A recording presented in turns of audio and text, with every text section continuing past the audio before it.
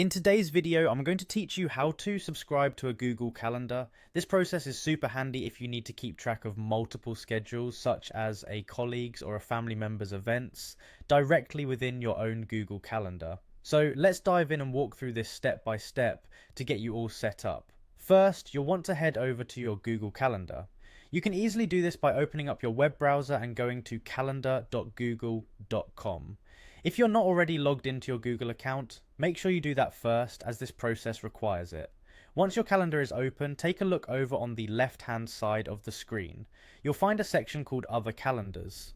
This area is specifically for adding calendars that are not your primary one.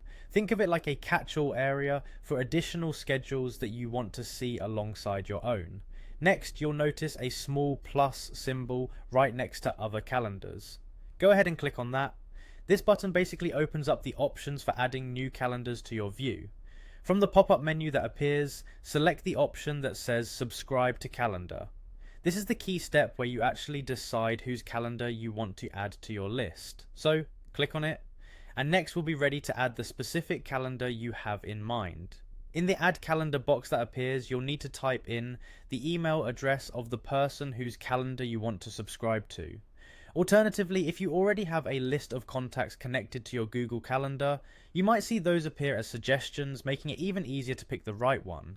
Keep in mind that if the calendar you're trying to access isn't shared with you, there will be an extra step. You'll receive a prompt to request access to that calendar. Just go ahead and follow the prompt to send your request. Once that's done, the owner of the calendar will receive an email asking them to provide you with access.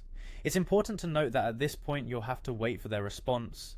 They need to accept your request before you can see any of their events in your calendar. After they accept your request, their calendar will automatically appear in your Other Calendars list on Google Calendar. You can now see their scheduled events right alongside your own, all in one convenient place. So, there you have it. You've just subscribed to another Google Calendar, linking it seamlessly into your existing setup. This helps keep everything organized and ensures you never miss an important event or meeting. Happy scheduling.